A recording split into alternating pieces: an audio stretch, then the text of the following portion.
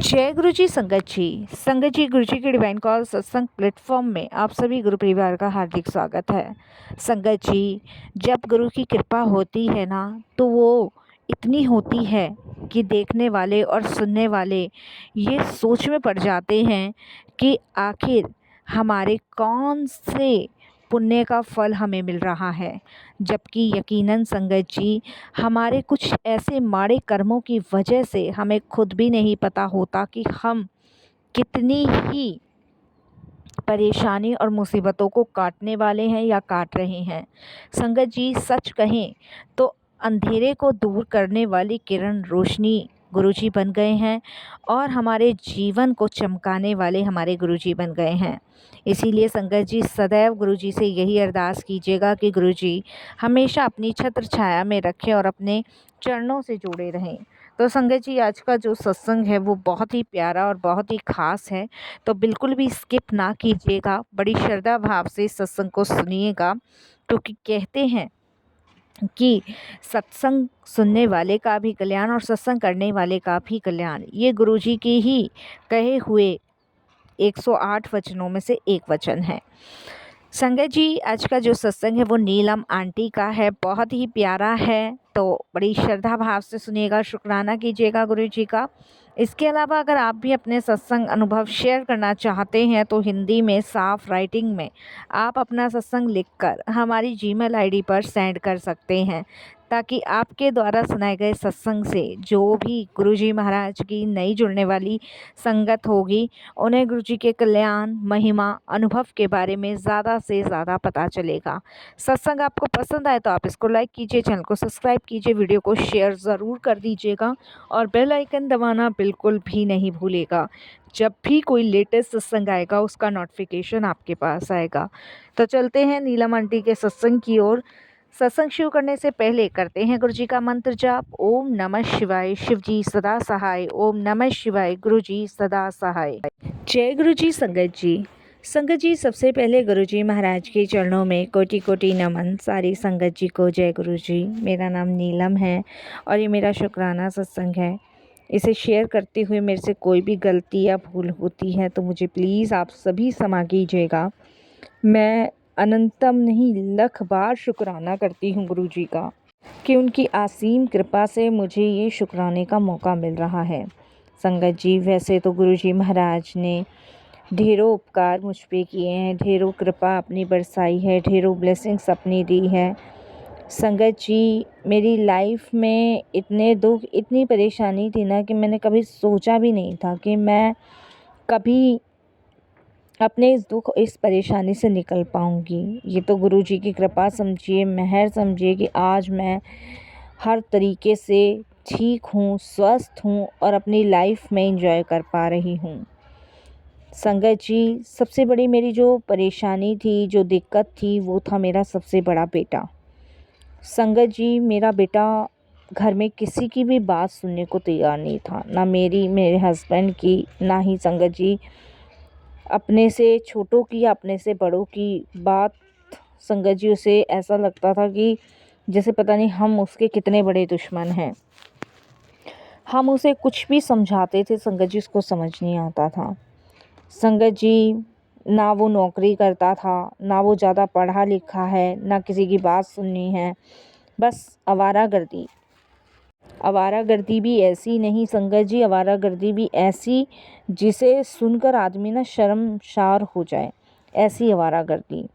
और संगत जी, मतलब पूरी रिश्तेदारी में, पूरे समाज में ना थुकवा रखा था। सबके मुंह से एक ही बात निकलती थी कि नीलम का लड़का तो बहुत बिगड़ा हुआ है, बहुत बिगड़ा हुआ है। और उस समय संगत जी मेरे पे ना बड़ा जोर पड़ता था जब मैं लोगों के मुंह से सुनती थी ये बातें। और सबसे बड़ी बात है संगत जी, इसका जो प्रभाव था मेरे छोटे बेटे पे और उससे छोटी बेटी पे भी पड़ रहा था। क्योंकि संगत जी, जब भी उनको समझाऊं या कुछ बात करूं तो उनका भी यही कहना होता था मुझसे कि पहले भैया को तो संभाल लो, भैया तो रुके नहीं, और भैया तो जो करना चाहते उन्हें करने देते हो, तो हमें क्यों नहीं करने देते। मतलब कहते हैं ना संगत जी, जब बड़ा ही समझदार नहीं होगा, बड़ा ही गलत रास्ते पे होगा, तो फिर छोटे तो अपने आप ही जाएंगे। तो वही संगत जी हाल था। और बेटे की वजह से संगत जी मैं आधे से ज़्यादा बीमार रहने लग गई थी। मतलब मेरा बीपी, शुगर, थायराइड इतना ज़्यादा हो गया था ना कि अपने बड़े बेटे की वजह से ना संगत जी मैंने अपनी हेल्थ पे ध्यान देना छोड़ दिया था। और धीरे धीरे मेरी हेल्थ इतनी ख़राब होने लग गई संगत जी कि मतलब ना मेरा थायराइड कंट्रोल में, ना मेरा शुगर कंट्रोल में, और ना ही संगत जी मेरा बीपी कंट्रोल में। टेंशन, वो कहते हैं ना संगत जी, चिंता जो है ना वो चिता का काम करती है। जब आदमी डिप्रेशन में चला जाता है, ज़्यादा ही सोचता विचारता है ना, तो शरीर में बीमारियां जो होती हैं ना वो घर कर लेती हैं। और ये बीमारियां ऐसी घर करती हैं कि निकलने का नाम नहीं लेती। ऐसे हालात मेरे हो गए थे संगत जी। अच्छा संगत जी, इधर हस्बैंड भी थोड़े परेशान थे, तो मेरे हस्बैंड के बीच भी झगड़ा हो जाता था। उनका कहने का मतलब यही था कि तुम घर में रहती हो, अगर तुमने शुरू से ही रोक-थाम लगाई होती तो आज हमारा बेटा ना बिगड़ा हुआ होता। क्योंकि संगत जी वो पापा को तो कुछ समझता ही नहीं था अपने, और उनको भी जवाब देके ना चलता बनता था। ये मेरी ज़िंदगी का ना सबसे दर्दनाक पल और दर्दनाक वाला तूफ़ान था। और एक दिन संगत जी झगड़ा हो गया दोस्त दोस्त में, इन दोनों में, और खूब मार पिटाई हुई संगत जी। उस दौरान मतलब लड़कों ने मिलके मेरे बेटे के सिर में डंडा मार दिया, जिससे संगत जी उसका सर फट गया। संगत जी वहाँ बेहोश पड़ा, ऐसे लोग चिल्लाते हुए मेरे घर तक आए, और अविनाश की मम्मी, तुम्हारा बेटा बेहोश पड़ा है, देखो जाके। मैं घबरा गई संगत जी, मैं भागी भागी गई, देखा तो संगत जी खून से लथपथ। मैंने उसको अस्पताल में संगत जी ले जा लुजू के जैसे भी किया, भर्ती कराया। डॉक्टर ने कहा कि भाई बहुत गहरी चोट लगी है, क्योंकि वो लड़के तो भाग गए जिन्होंने मारा था। जो भी था इनका ग्रुप था, मुझे नहीं पता कि वो उधर की पार्टी है, ये इधर की पार्टी है, यही सुनने में आया। और उस समय तो संगत जी मेरी ये लगा लो पैरों तले ज़मीन खिसक गई। मैं तो ये सोच बैठी कि आज मेरा लड़का मेरे हाथ से गया। तब संगत जी डॉक्टर्स ने देखा, और डॉक्टर्स ने कहा कि भई इसका तो ऑपरेशन करना पड़ेगा, क्योंकि गहरी चोट है, डंडा बहुत सर पे ज़ोर से मारा, फट गया था सर। अब संगत जी ऑपरेशन करना पड़ेगा। ऑपरेशन के लिए भाई मैंने अपने हस्बैंड को कॉल किया, सब रिश्तेदार आ गए। और संगत जी वही है, ऐसे में कोई देखिए वैसी चोट लग जाए ना तो आदमी को सोचते बेचारा है, और ऐसे में ऐसी चोट लग जाए ना तो लोग ये कहते हैं आवारागर्दी कर रहा होगा, कुछ किया होगा, जब भी मारा पिटाई की है, किसी का कुछ ऐसी लूट-पाट की होगी, ऐसे कर रहे थे। मेरे हस्बैंड भी यही कह रहे थे। खैर संगत जी जैसे-तैसे ऑपरेशन करने के लिए हाँ भरी, ऑपरेशन के लिए गया बेटा, और डॉक्टर ने संगत जी ऑपरेशन किया। ऑपरेशन करने के बाद 72 घंटे बोले कि 72 घंटे में से होश आ गया तो ठीक है, नहीं तो जी कुछ कह नहीं सकते। मैं तो संगत जी एक माँ हूँ, और एक माँ का ही दर्द समझ सकती है। मेरी आँखों से आँसू नहीं रुक रहे थे कि मैं क्या करूँ क्या ना करूँ। मेरा बेटा ऐसी कंडीशन में है, चाहे अच्छा है चाहे बुरा है तो देखो मेरा बच्चा ही।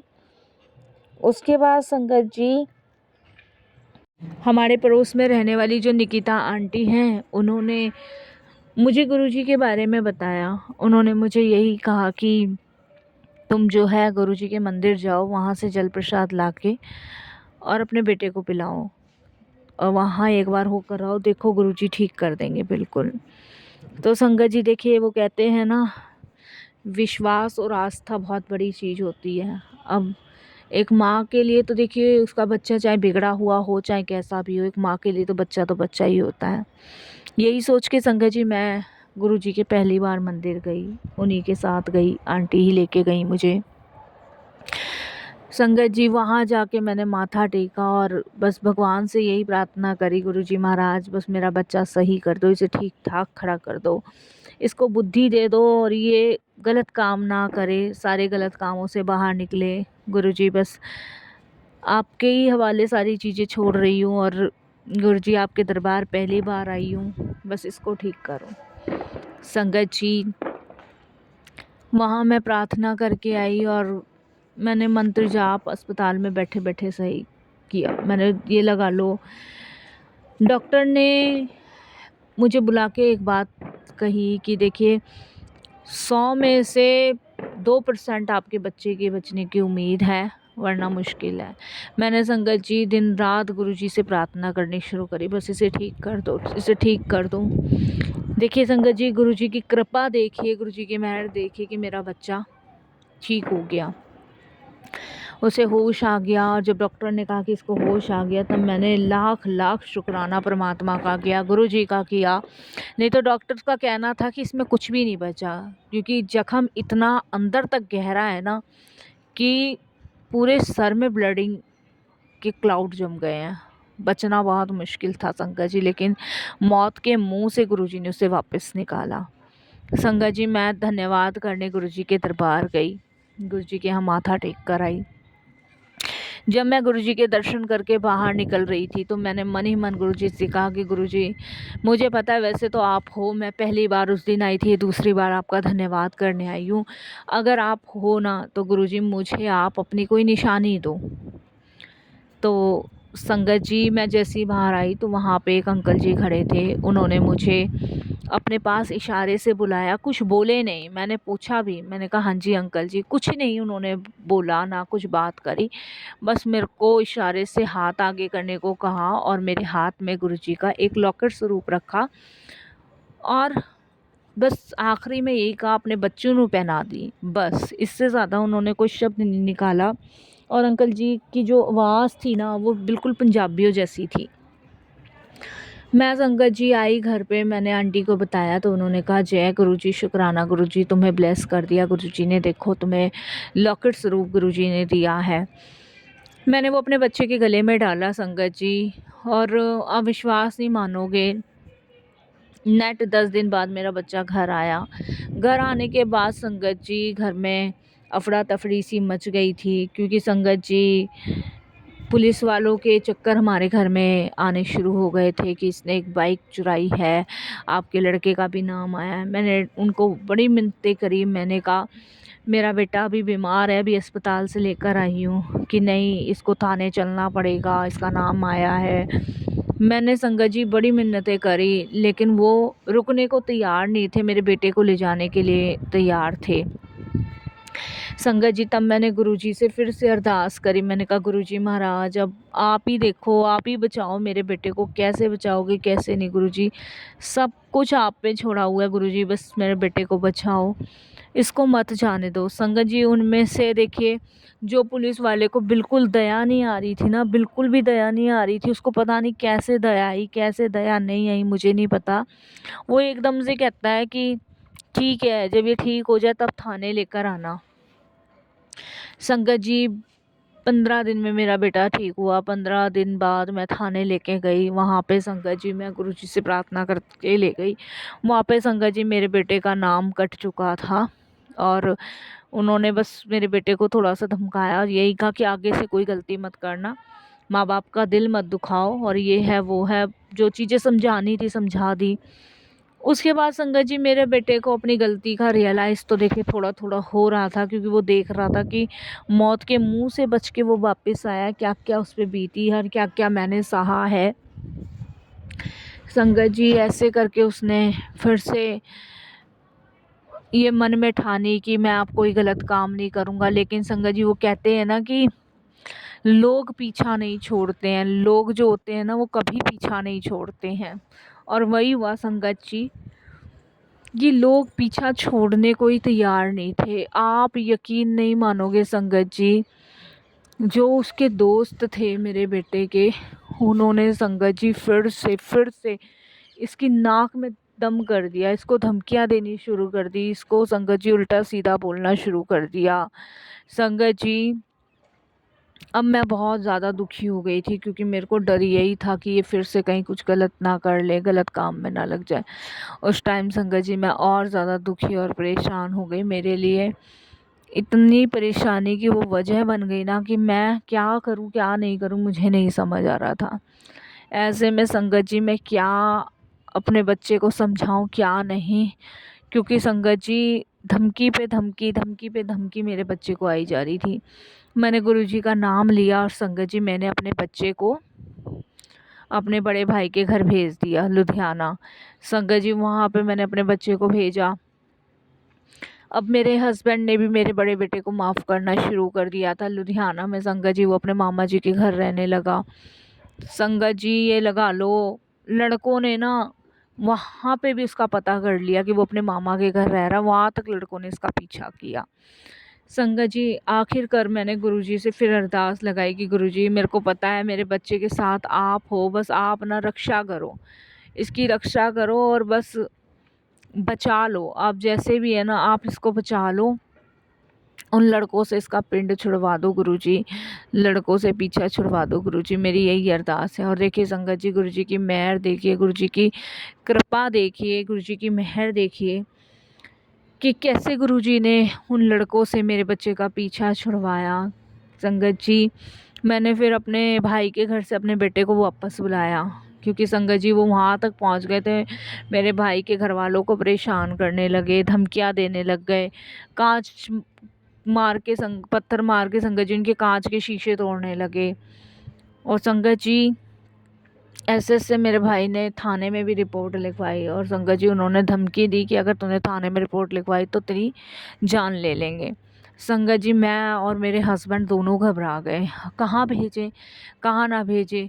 और संगत जी बस हमें पैसे, मैं बेटे को बार बार कहने लगी तूने कोई पैसे लिए हैं तो तू दे दे, कहाँ है वो पैसे। वो कहने लगा मम्मी मैंने पैसे नहीं लिए, जिन्होंने मेरे को डंडा मारा था वो पैसे लेके भाग गए थे, अब इन लोगों को लग रहा है कि उस बाइक के सारे पैसे मेरे पास हैं जो इन्होंने चुराई थी। संगत जी अब मैं क्या करूं क्या ना करूं, इसका भी रास्ता देखिए गुरुजी महाराज ने निकाला, इसका भी रास्ता गुरुजी ने निकाला। इसके लिए मैं गुरुजी का बहुत बहुत शुक्राना करती हूँ, अनंतम अनंतम शुक्राना करती हूँ। संगत जी खुदा ना खास्ता संगत जी जिन्होंने मेरे बच्चे के डंडा मारा था ना वो पकड़े गए। संगत जी 75,000 रुपया था, 75,000 रुपया में वो बाइक बेची गई थी, जिस भाई की भी थी मुझे नहीं पता। 75,000 रुपया संगत जी वो पुलिस वालों का हैंड ओवर किया गया, और संगत जी वो सारे लड़के पकड़े गए जो मेरे बेटे के पीछे पड़े हुए थे। ये सब गुरुजी की कृपा से है, गुरुजी की महाराज की कृपा से है। आज संगत जी 1.5 साल हो गया, 1.5 साल से गुरुजी ने जो कलेश जो ब्यादा जो तूफान मेरे जीवन में आया था वो शांत किया है, मेरे बच्चे को बचाया है। शुक्राना गुरुजी, अगर आप ना होते ना तो पता नहीं क्या होता। ये आपकी कृपा है, आपकी मेहर है, आपकी ब्लेसिंग्स है जो आपका बच्चा ठीक ठाक है। शुक्राना गुरुजी, बहुत बहुत आपका शुक्राना, अनंतम शुक्राना, लाख बार शुक्राना। एक बात मैं ज़रूर कहूँगी संगत जी, इससे पहले बच्चे गलत संगत से भटके या गलत मार्ग पे चले, आप अपने बच्चों को गुरुजी के चरणों से जोड़ दें, उन्हें गुरुजी से अरदास करें कि उन्हें अपने चरण से लगाएं। जय गुरुजी महाराज।